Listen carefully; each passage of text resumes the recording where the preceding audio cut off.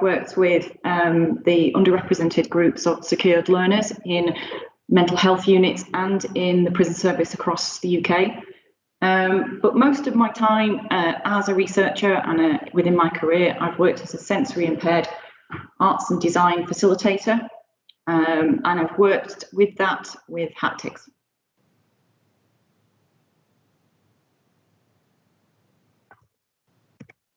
Okay, so this is my introduction. That was me, my introduction portfolio.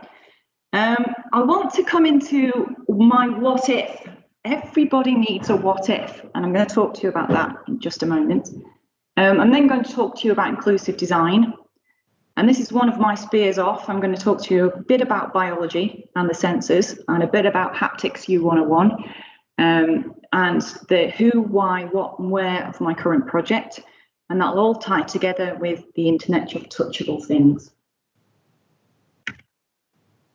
Okay, so what if? That is a very powerful statement for me. It's something that has questioned in my mind most of my career. It's a good start. It's not, for example, what my 7-year-old daughter would be heard to say, "Mummy, what if I suddenly sprouted wings and flew away?" No, I'm not asking you to say to yourself for a minute, "I want to adopt fantastical passion to fly." What I am saying that sometimes when we have a problem and we want to start with blue sky thinking and become an imagined state, where there are no obstacles and no realisms to halt your proposal, what if is a very, very good start. It starts to allow one to free think with no physical barriers.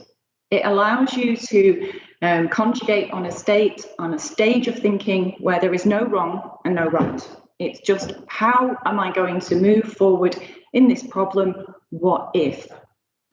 So every U101 student that has been with us since September, or every one of U101 student that's just started and got your pack and read some books, will realise that design thinking around what if is really good, because it starts with questions around the problem and around the brief.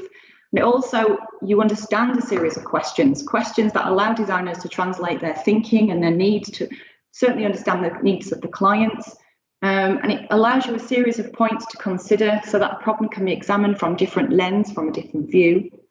And solutions for the what if comes from contexts or personas, and all of them enrich that what if question. So this is inclusive design. This is the model that you could really Google many models, but this is the one that I've chosen in my time that I come back to again and again.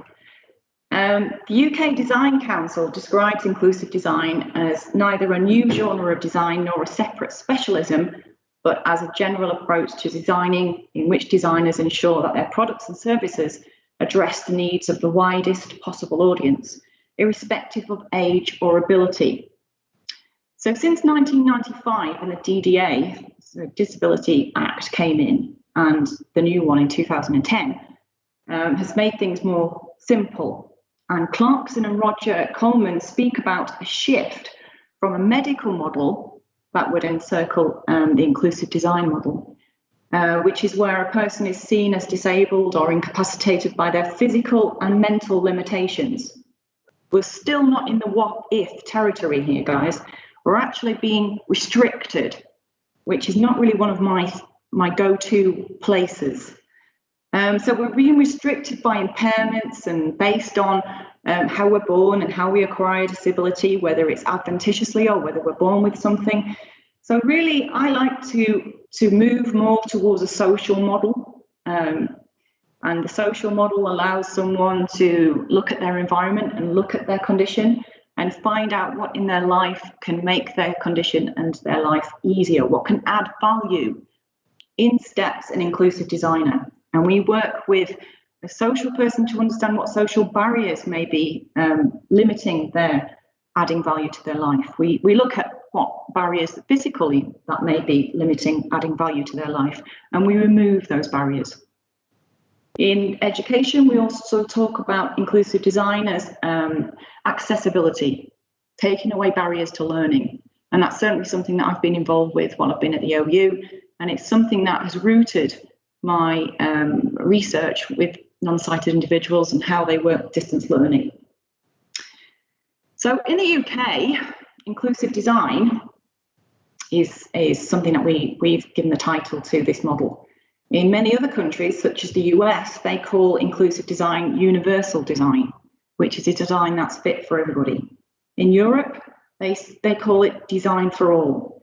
Now, arose by any other name, really, in my world, there are a few differences in models and in aspects and angles of the models from Europe and the US, but generally, everybody considers inclusive design as the way that I've described it in the definition. So it's, from my understanding, certainly at the start in the UK, it was rooted in architecture and interior design. So it was rooted in the passing of a built environment, how someone would pass through a town, how someone would pass through a building, whichever kind of disability or ability need they have. Usually the user as an extreme user, and that's something that I like to focus on. If I'm looking at a user, I like to look at the extreme version of that user. And if we can offer something for an extreme version of that user, then we can offer a solution for all the grey shades in between. Inclusive design can also cover a transitory issue. So of all the pregnant ladies in the world, pregnant ladies are used, can be called inclusive design customers, clients. If someone's ever broken their leg, if someone has a disability where they're using crutches just temporarily, that's an inclusive design. If someone has glasses to read, just like my mom, she calls them our readers, she is classed temporarily as an inclusive design case study. So all of these temporaries should be showing you something. Everybody is more or less in the same boat when it comes to inclusive design. Everybody in their life has varying needs, and bravo, because we're all not created equal and we're all created different. And I say fantastic to that. So in 2021, we are fortunate enough to note that humanity can now design to assist and aid others. However, this wasn't always the case. Designers in the 80s and 90s, the very early 90s, were just discovering inclusive design. Helen Hanling was one of the first ones in the UK, and certainly made her presence known globally. OXO were another product design who created products for people with arthritic hands, motor skills, grasping, holding impairments, cognitive impairments. There's some great OXO objects out there. If you haven't got an OXO speed peeler, you haven't lived. Some designers would literally design from their own perceptions. You want to take note on this. The perception of the world and the market trend and where the money was going was how these designers would design. No thought about would it suit a human body, would it suit a human life, would it add value, none of that. We just designed something because it was sexy and funky and wonderful to look at and buy and have in your house. Might not have been suitable for your needs, and it might have fallen apart 10 minutes after you bought it, but hey ho.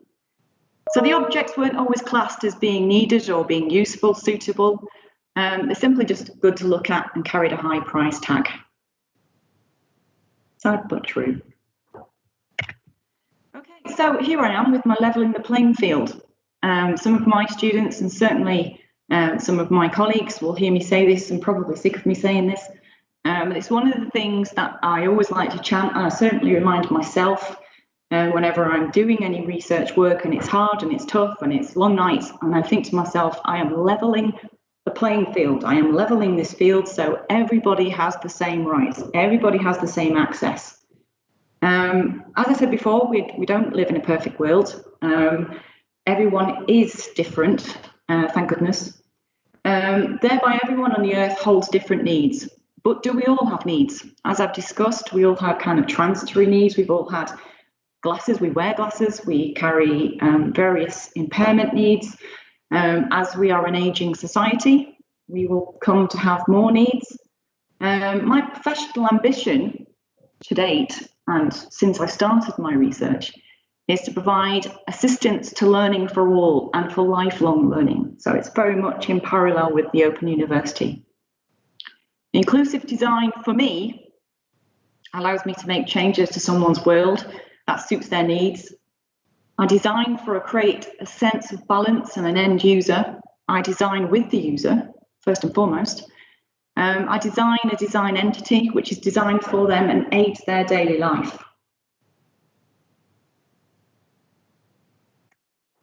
Okay, so this is my most recent project, and we call it the HAPPIE project.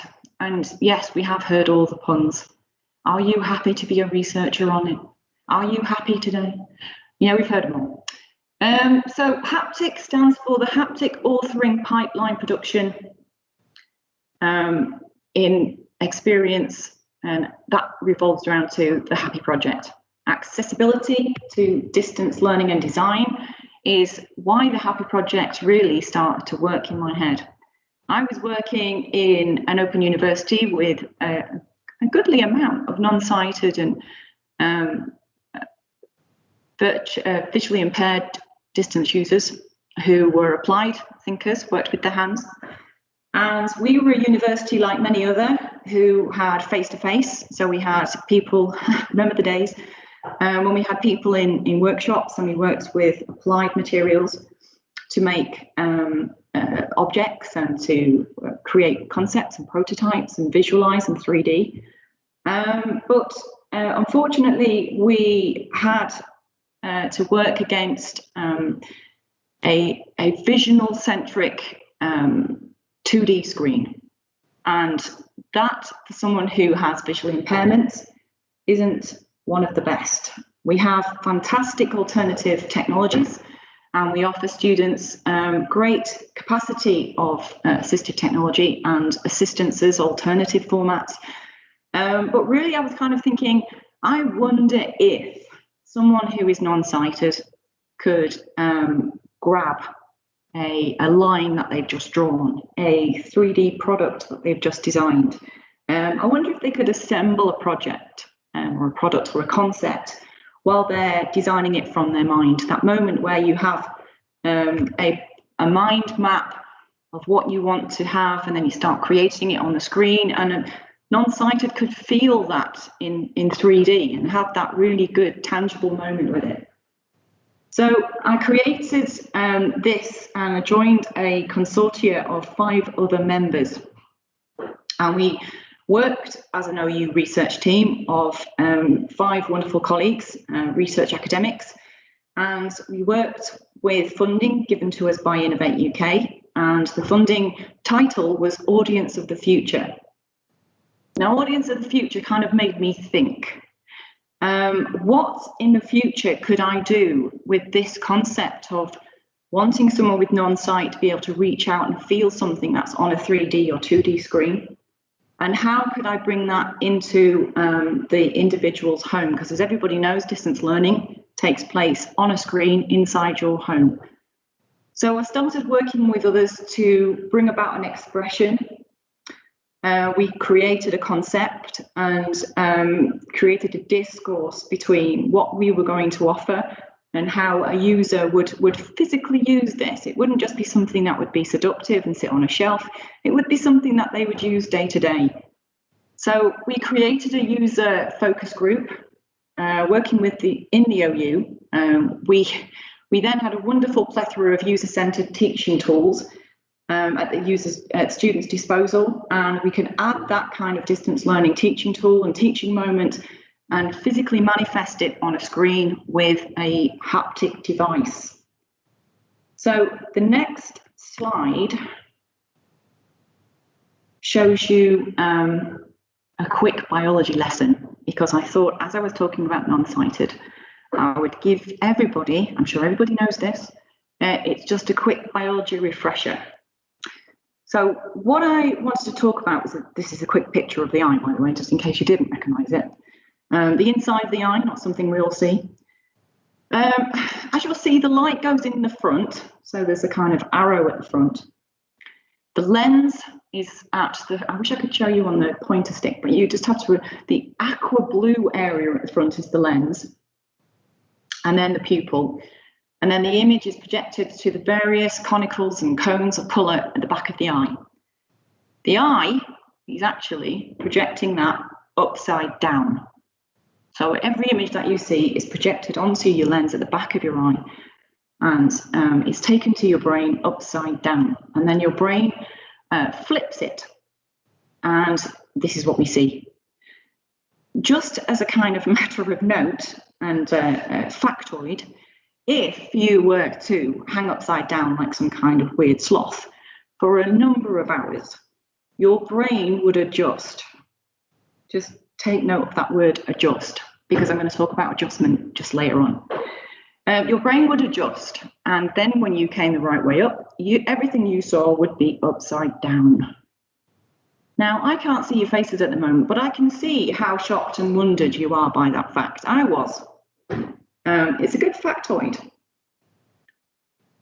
Another fact for you is touch is the first sense that we engage with in the womb. Touch from an infant to a parent bonds that individual to their child and the child to the parent. The infant has good olfactory as well as very limited sight, actually. Hence, touch is the first sight from birth. Smell is the other, and smell, of course, and touch bonds the infant to the parent from the very first minutes of life. So as an infant, we haven't yet developed all the colour rods and cones in the eye we do not see in colour. Now, certain colleagues of mine that are sitting in the audience will know this from their recent birth and their small infant. Black and white monochromatic colours are some of the best to create your child to look at you or look at the attention of the coloured object in front of them, because their main focus is tonal. It's not actually yet coloured. So as we go through life and they grow older, that colour is engaged. For a non-sighted child, they can't bond with their toys until they are given them, because they can't see them. And I recently looked back on a paper. I brought out some drawers the other day, as one does, and I looked back on a paper that I created of how an infant born with sight deficiencies can't yet connect with toys until they are given to them or they create a sound. And if they can't bond, then the individual will become more insular. So it's very, very important that they bond with toys and with humans from a very, and that all depends on touch, of course. So for someone without sight, touch is one of the most important factors from the word go. Okay, human haptic touch 101. We have two forms of touch. We have skin touch, which is cutaneous, thousands and thousands of nerve endings just under the skin, that you can feel a cold draft and you get goose pimply. I can see you all nodding. You can feel vibration on your fingertips. You can feel warmth of someone else, like this lovely couple on the screen. And we've also got kinesthetic touch, which is about dynamics in the limbs and muscles, tendons, etc. So when you move your arm, then that's what's moving your arm, the kinesthetic. All of those are connected together, and you do those two things at the same time. We're not aware that they're separate, of course, but very much in the haptics machinery and technology, these two areas of touch are very separate. They are independent, and neither the twain shall meet. I haven't come across a haptic technology yet that combines readily both those senses that the body combines very easily. So our next slide is the homunculus man. Isn't he handsome? I think he looks a bit like Donald Trump, actually. This homunculus man is a mock-up diagram, of course, but he is showing how the somatosensory cortex in the brain, which is the sensory area of the brain, allows the brain to see the senses. And where you see his largest areas, so his hand and his lips and his tongue, and his feet is where the most sensory perception is held, and certainly the most sensitive. If any of you have got ticklish feet, ladies and gentlemen, this is why. And hands, of course, and we perceive quite a lot with our hands as we go through life, certainly danger. If you've ever come into your house without putting the lights on, I would imagine 9 times out of 10 you put your hand in front of you without thinking, and then you stumble to a light switch and turn on the light switch without looking. I know you've all done it. That's part of our sensory perception. We put out our most sensory perceptive limb the first. So the brain often overrepresents the area of fine touch receptors. Your lips are another one, and your tongue, of course. But you've also got some on your smaller back and your chest. You've got some very unsensitive areas, and all across the brain and down the body, you've got pain cues as well. Something which I felt the other day when I stubbed my toe, not a good thing. Okay, so touch and haptics come from the word grasp in Greek. And it started, as I said before, as a human science subject. More recent years, it's been adopted by the computer scientists, which they would mean it's adopted, not stolen. And it still examines the area of touch and sensory perception through augmentation, and that's what we say about sensory haptics for technology, is we augment touch through the computer. So one of the things that David Linden said, a neurobiologist, you just can't turn touch off. It never goes away. The idea of the science of the hand and the heart and the mind, you can close your eyes and you can imagine what it's like to be blind, and you can stop your ears and imagine what it's like to be deaf. But touch is so central and ever present in our lives that we just can't imagine losing it. Okay, so if you've ever gone into a shop, like I do often, clothing shops or antique shops, and you're, as a kid, and your mum said, don't touch. Well, I often encourage my daughter to touch because it's how we learn. And Lederman and Kalatzi put together these exploratory procedures, and these are the 6 exploratory procedures, not all in the right order for most people, but in a fairly good order, of how we explore novel objects. So as you can see, we've got lateral motion, we've got pressure, we've got tactile contact and temperature.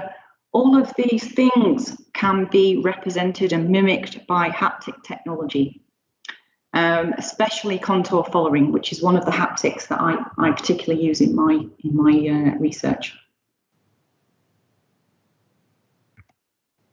Okay, so whenever I say haptic technology and people say, what's that? And I tell them 2 words, Minority Report.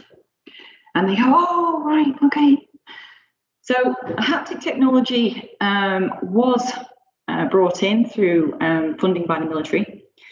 NASA, exploratory procedures in the dark, in space, of course. Flight simulators all used haptics to give the cutaneous, so the vibration, and the movement to the body to their pilots and to their military personnel, so they could understand and simulate what it was like in real life without being there. Minority Report, particularly, he's wearing hand trackable. This is just an excuse to put Tom on the screen. I'm sorry, ladies and gentlemen, it really is.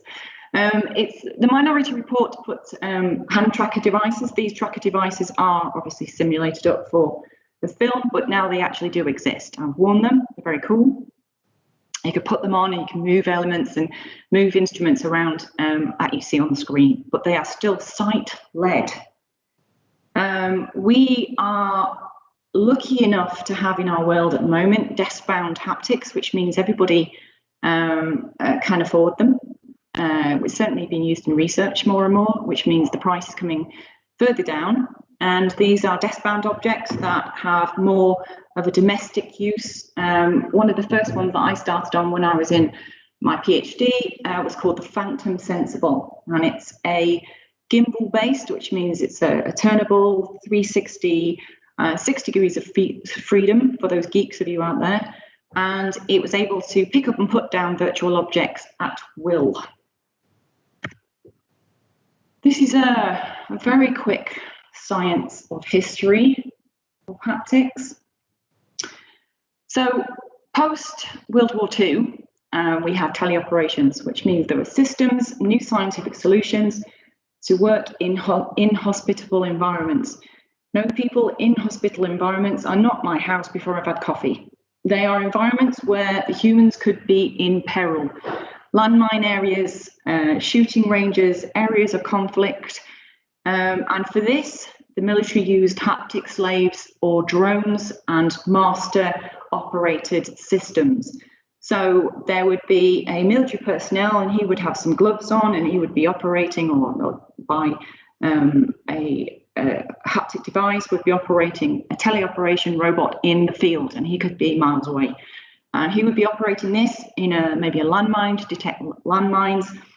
Tele obviously has that element of camera. There were cameras involved, but they were very rudimentary, as was the feeling that they were really there. Over the years, as you can imagine, the military personnel almost feel like they're actually in the field now.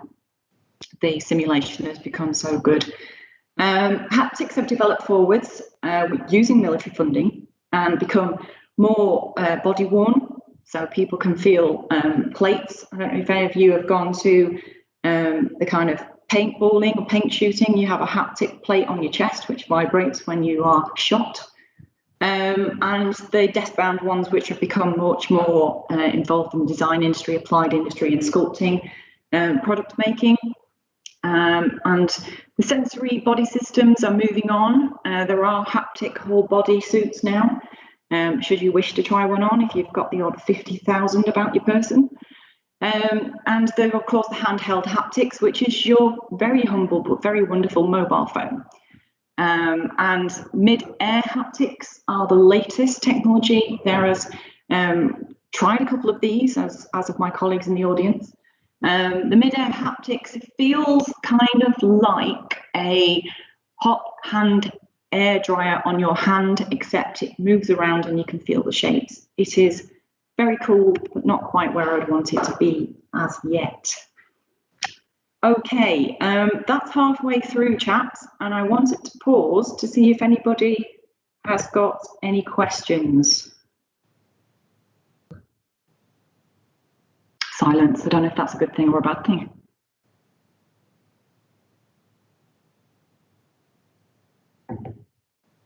Georgie, have you got any questions? I have. Go. Just it's a bit of a thing. You mentioned there was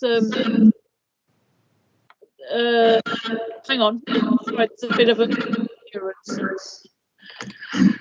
There was sculpt haptics. Just tell me a bit. Yeah, of course. The haptics that I used, which was the haptic sensor bar, which if you have a look online now, they call it the Geomagic Touch. It is a dual gimbal based haptic, which means it's a semicircle of plastic and resin onto another semicircle of plastic and resin. It looks a bit like a snowman.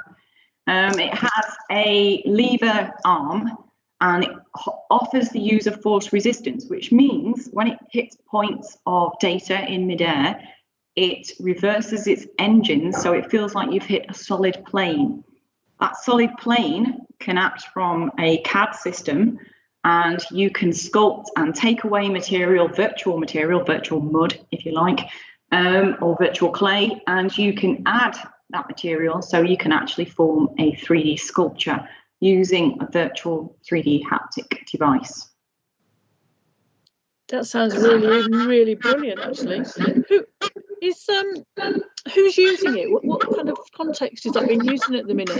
It's used as a design tool. So design studios have one for their design teams. It's often used in research labs, and because they're trying to adjust the different textures. So rather than just feeling a solid plane, perhaps you want to feel a kind of ribbed plane or a pin cord plane or a kind of crunchy paper plane, or whatever surface texture you find fascinating. When you run the tip of the stylus over it, then you can actually feel that as a kind of surface pattern, 3D surface pattern. So it gives you some texture and some resist. A lot of fashion houses have got them to create 3D fashion elements on the mannequins. From that, you can also then set your 3D mannequin off on the 3D catwalk, which has 4D dimension using a particular program. You can weave on it. You can pretty much do whatever you can with a paintbrush, really, but in 3D. So while you're working, rather than a kind of flat painting, you can work in 3D on the system. Wow, that's brilliant. Thanks for that. That's really interesting. They are pretty cool. It's very cool. Yeah. I'm really fascinated. Yeah. I want to go and play with it. Yeah, I know. I can play with toys. Chris, hello, welcome. Yeah, hi Lisa. Yeah, it's just basically following on from what you're saying there. I mean, I like art, and I'm a bit of an artist, and I've got a tablet and a pen device. Obviously, pen devices in the home use, you've got no feedback at all from it. I mean, you would have with an Xbox controller, but clearly not with something useful. So, I mean, how far are we down the road with that type of technology for home use, and obviously for people that are interested in, I don't know, say doing watercolor paintings, knowing that the surface textures of the different types of papers are going to give you some feedback. They are awesome concept actually for the watercolor paper. Thank you, Chris. A really interesting idea. You can create whatever surface textures you want the stylus to feed back on right now. You can get an idea of a battery of textures. Certainly, as I say, the fashion houses are pulling on this. One of my colleagues in the consortia that I'm in is creating various surface batteries for fashion, and so that they can kind of go to a battery of textures and then draw and paint on these battery of textured surfaces. So just like going to your art cupboard and drawing out some 50 grade G's weight paper and working on it. So yeah, it's available now. The standard that you would get from a roughly $250 haptic would be recognizable actually. You could certainly gather from what we would call a trace. So that means where you go over with the stylus tip and you get kind of a bump like going over a sleeping policeman on the road. Yeah, you would feel the bump, certainly, absolutely. And you can link these with drawing packages. There's one called Paintbrush and Paint Tilt, which are all connected. I think they're actually, some of them are freeware, that you can use with your brand new haptic technology, or you can use with the haptics that you've got on your phone if you want to exploit those.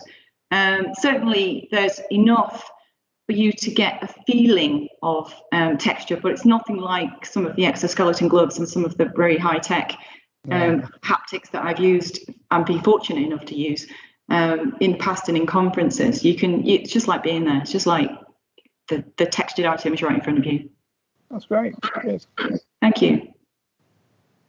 Okay, so if nobody minds, I will crash on with the rest of my system.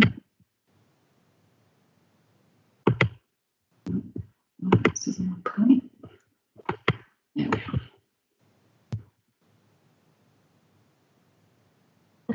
are. Okay. So I was talking earlier about the what if point, and now I've come up to my why.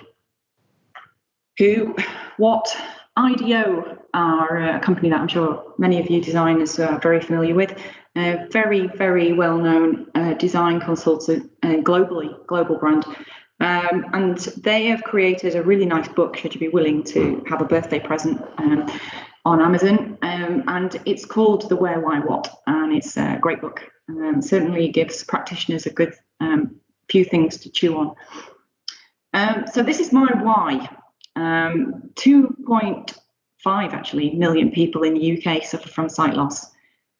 Just to really give you a stat that stuck in my mind recently, every 6 minutes in the world, someone is diagnosed with a degrading sight condition that can't be corrected. Every 6 minutes, people.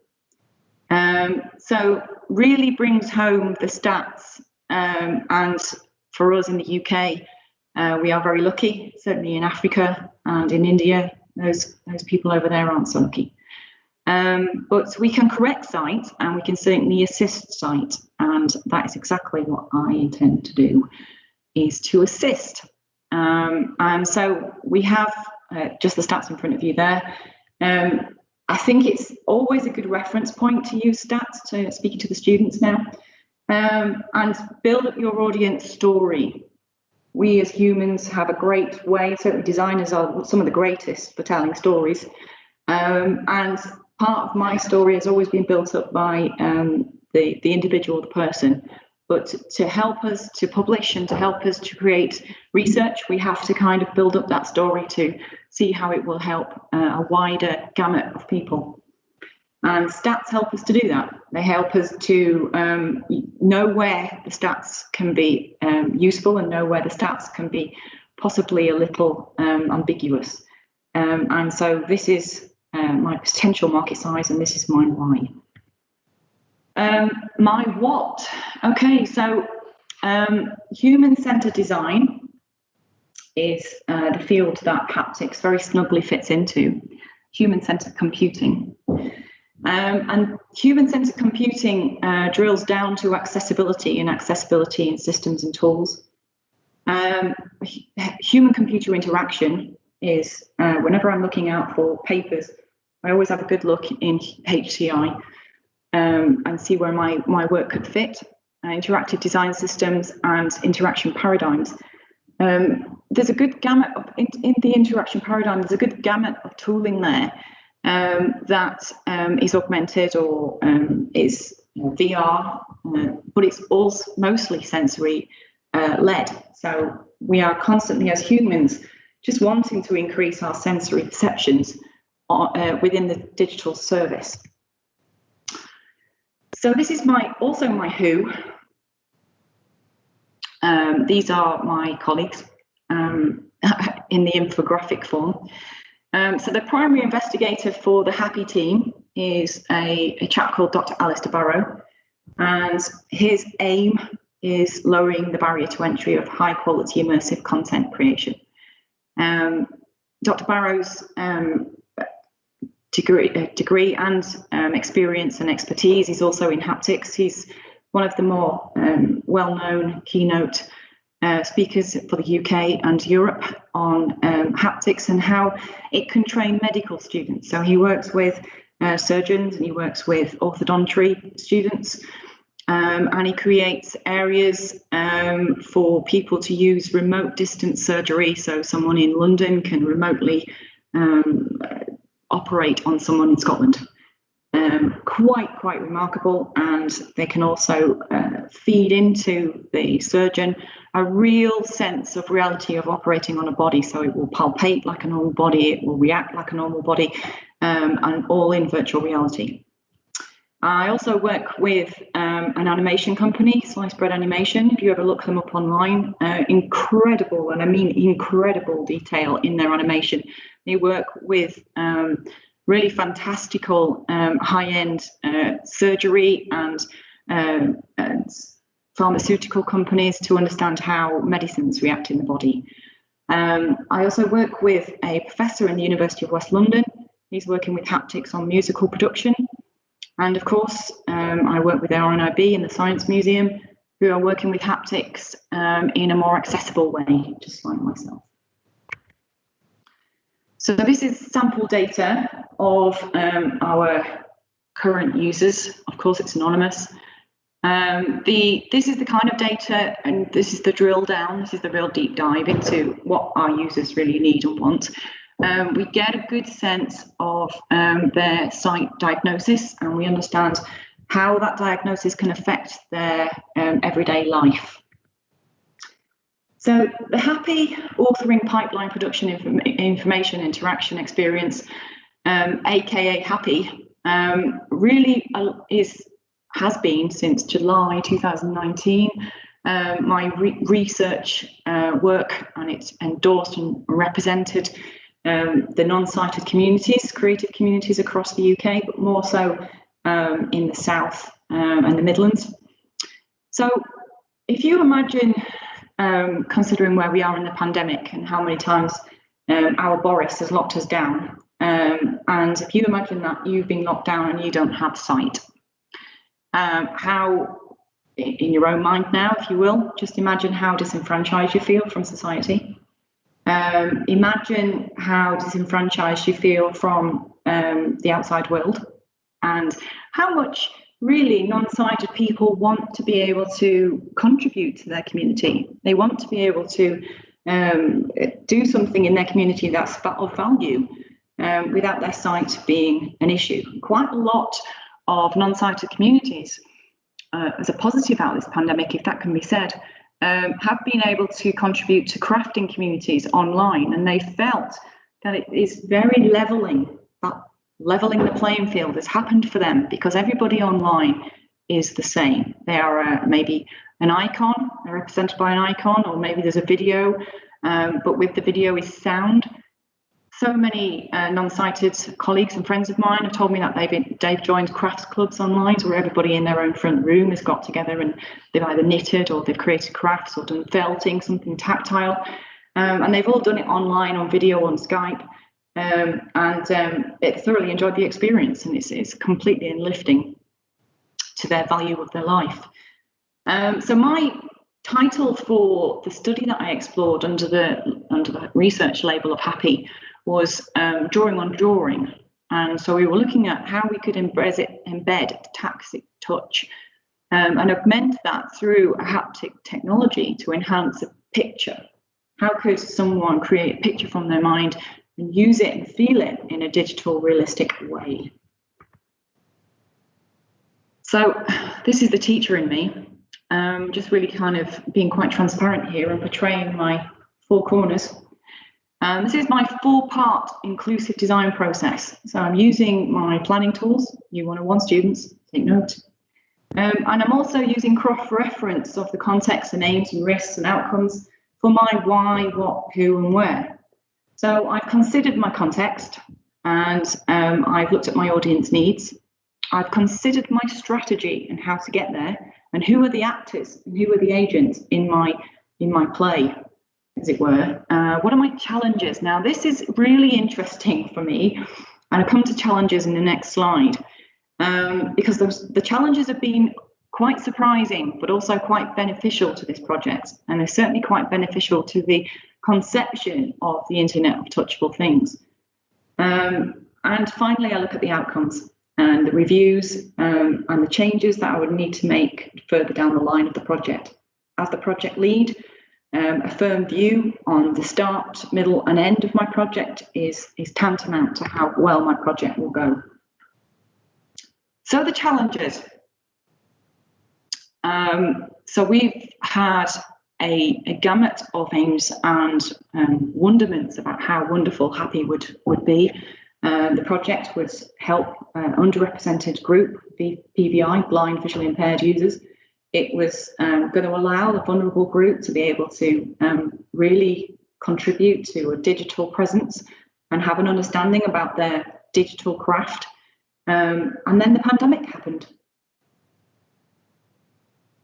And the change in my four-part plan for the project was shattered, as was everyone else's lives for a good time.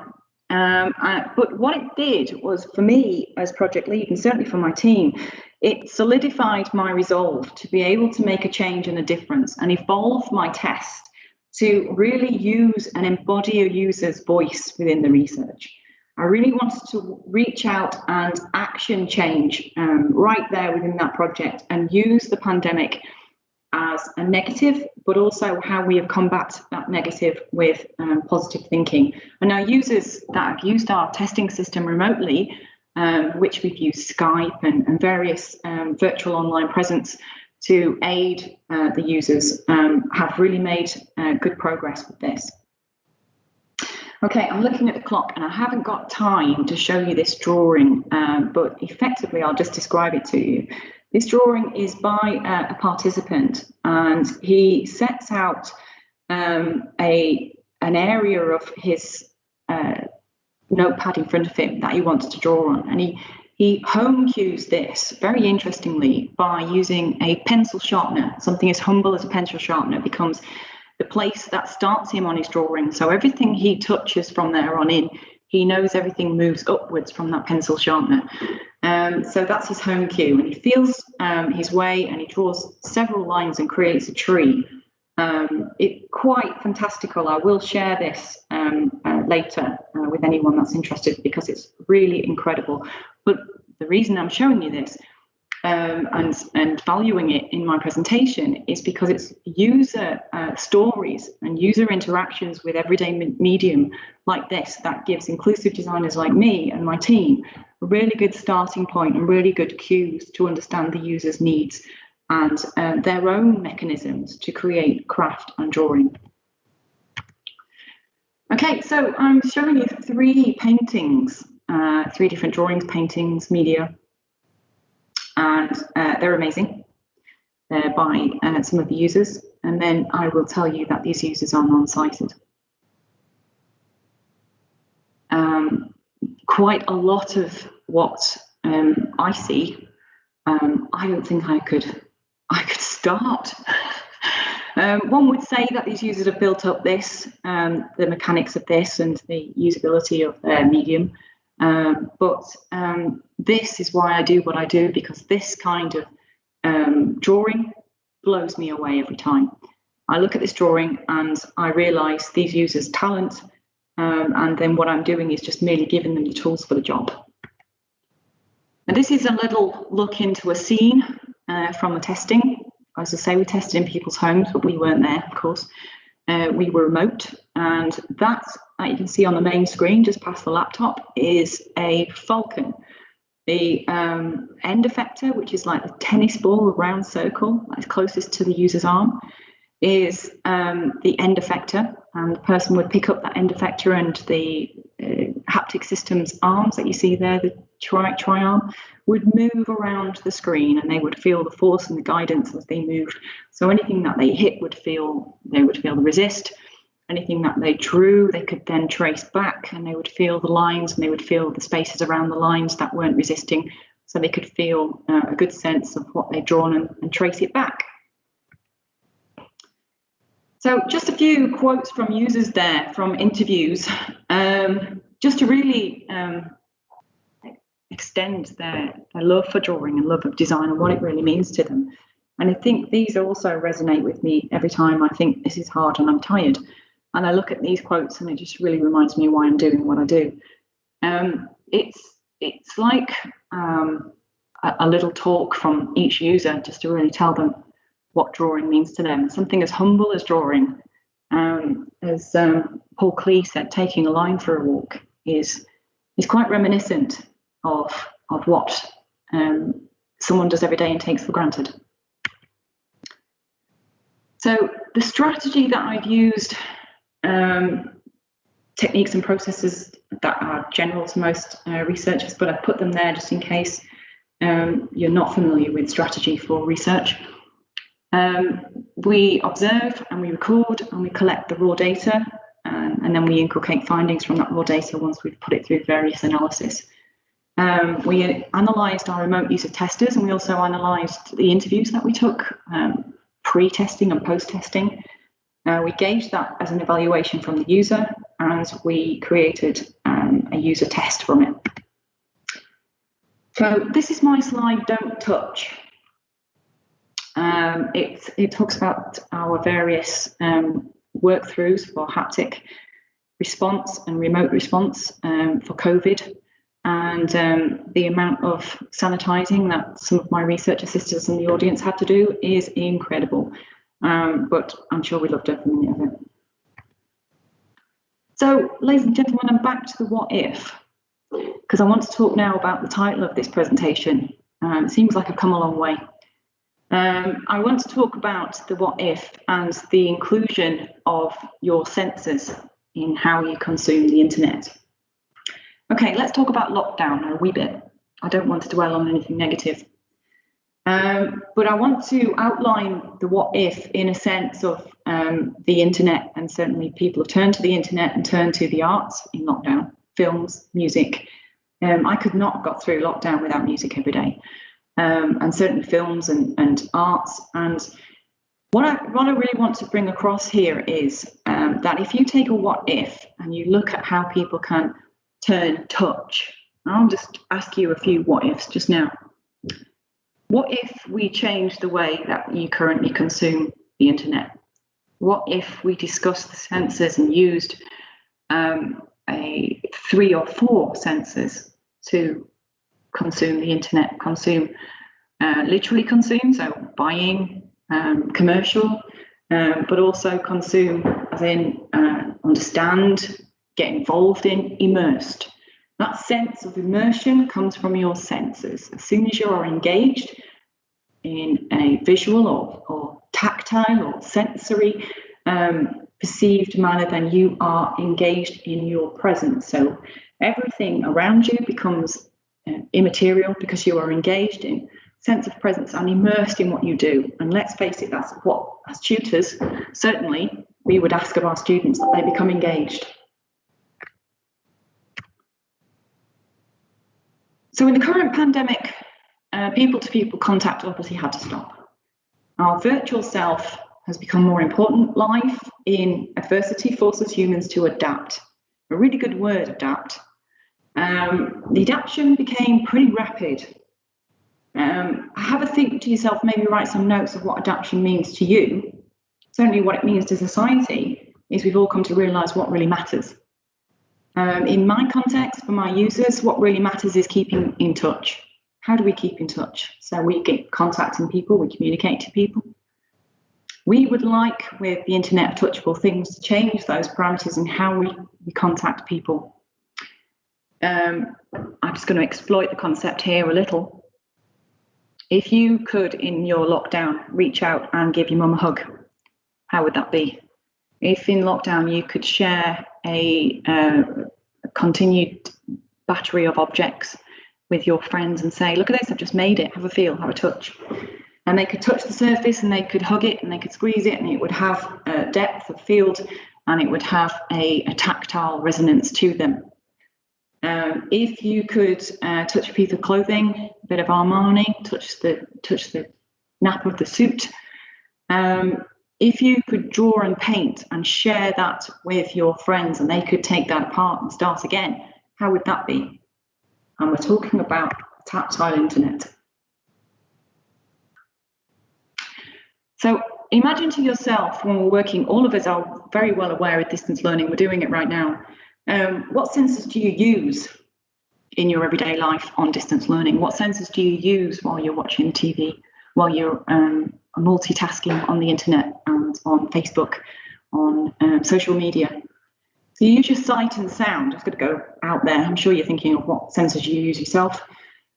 Pretty much the same senses that we've grown up with, the same senses that we look and take in images very, very quickly. There was a stat anecdotally that I heard a year or so ago that in the 1940s, in someone's lifetime, they would see something like 45,000 images. In our lifetime with the internet, anyone that uses the internet can see 40,000 images in a couple of hours. So I think that certainly we are in a site seductive world. We are a primary based site, media and internet society. But from our discussion earlier about the senses and creating a memory with the senses, wouldn't it be better if we could touch what we see? Wouldn't it be better if we could give that accessibility to someone without sight so they could be involved as we are?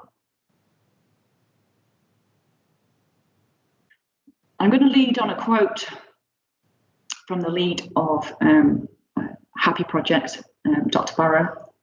And he stated, the indispensable role of sensor touch plays in our life has been highlighted by exceptional pressure on all sectors to move operations, services and products online. 91.3% of the world's population is enrolled learners. And that was UNESCO, June 2020. And the impact on those school closures, 90% of museums were closed globally, has now elected to procedures where we want to move beyond sight. We move into a world with more sensory availability than we've ever had before. We could look at cloud-based data, download the cloud-based data, so the memory is not too high, and we could download physics, and we could be working with each other on touch in a matter of minutes.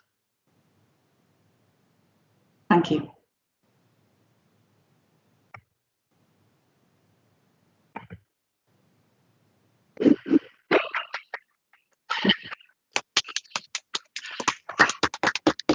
Thank you, Lisa. That was really, really fascinating.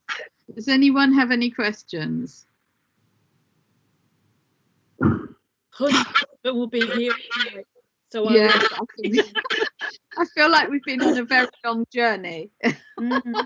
Okay, thank you. The idea, a lot of food for thought. This idea of being able to touch and through the internet. This is where we're stuck in this visual flatness at the minute, and that's what's holding us back. And it is that being able to touch and use those senses. Yeah. Absolutely. Yeah, absolutely. And I think inclusive design is just one of the pros of that, but the larger pro to society is, if you can imagine a touchable internet, what it can give. Yeah. Okay, thank you. Words, to be honest, in a nice way. In a nice way. I hope so. Well, I think we're not far over time, actually. I thought we're not too bad for time. If anyone has any questions, I'm sure that Lisa would be happy to answer them in some other way, by possibly by email or whatever. Just let us know if there are any questions. But otherwise,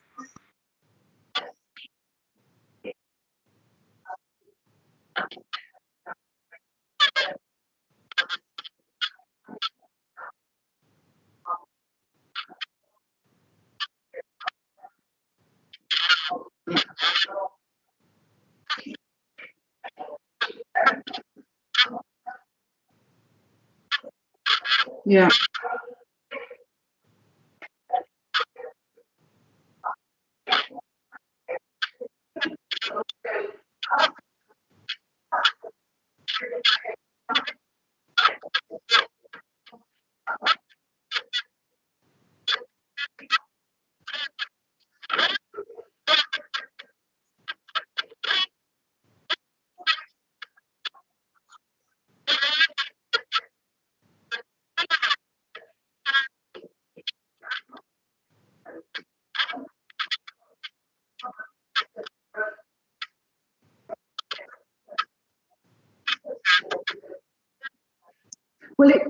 Well, the body has a proprioception, which is where you understand where your limbs are in space, even when you can't see them.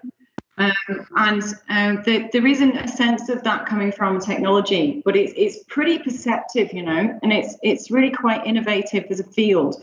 We've been given in the project, hopefully we'll get access to a flatbread in BT for a 5G. So we get to play sandbox with 5G and understand how many touches we can get over the internet at great speed with download physics. So really, it's a great chance to be able to push that envelope of touch and really understand what human sensory capabilities we can inculcate into a technology. Hi, I've got a hand up. yes. Hi there. Yeah, I'm actually a DT technician at a high school, and we have quite a large SEN department. And so this kind of technology is something that we're looking at to really engage students that have learning difficulties and impairments, etc. And this just sounds like such an amazing opportunity or project, you know, just to be able to get kids involved and feel more included at school. Yeah, exactly. I mean, you know, goodness forbid that we ever get anything like this pandemic again. But the scientists say that, you know, we're now aware of it. So why not use the setups that we're starting to bring in, you know, all of the kind of technologies that we're getting, because you know, humans are very adaptable. That word, I said, it's so important for me, and it's not only about the technology, it describes the technology, it also describes how people think and how they adapt, and they come across a problem. Okay, I won't go through it, I'll go around it. And you know, this kind of setting up these technologies to cope with a wider audience online. Yeah, so absolutely, why not? And I think people with, certainly my nephew has autism, and he finds touch incredibly important to him and his life. Touch and smell is incredibly important to him.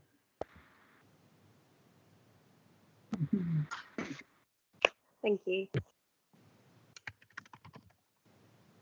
Any other questions, or shall we thank Lisa for giving us a really thought-provoking talk?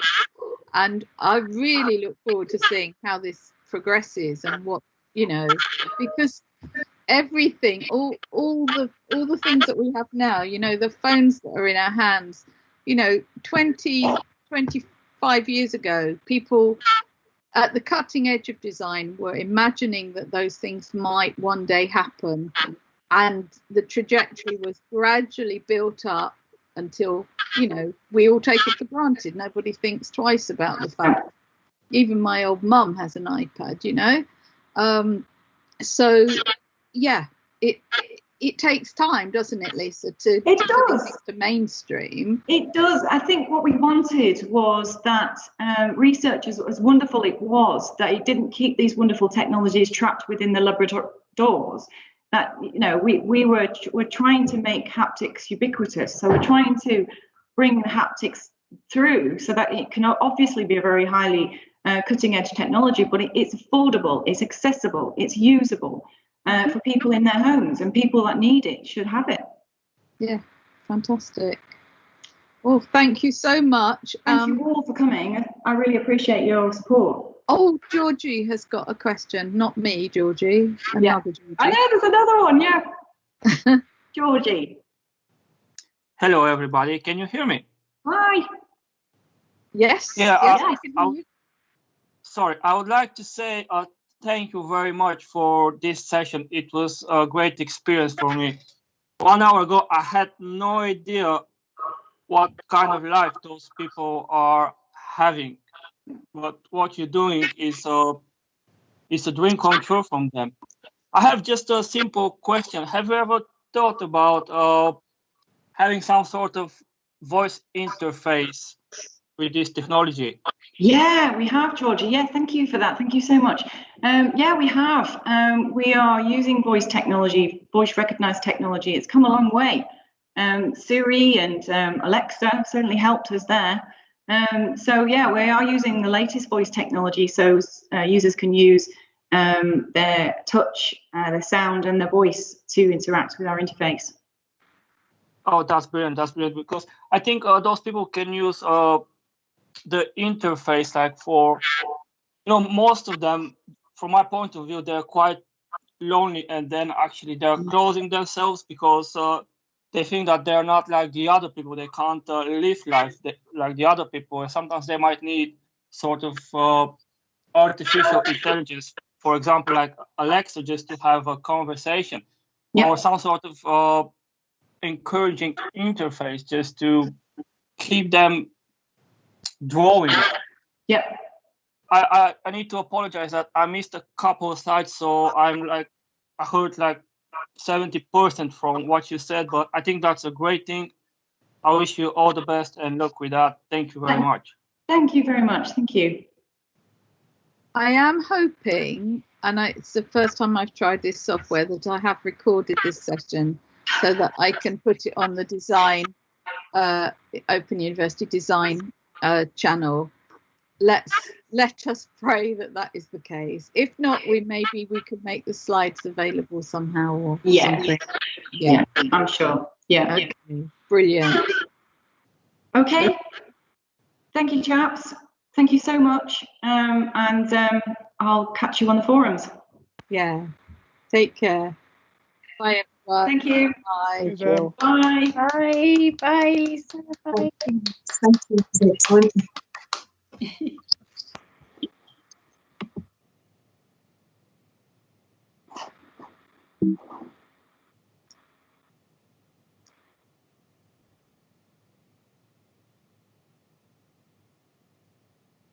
you.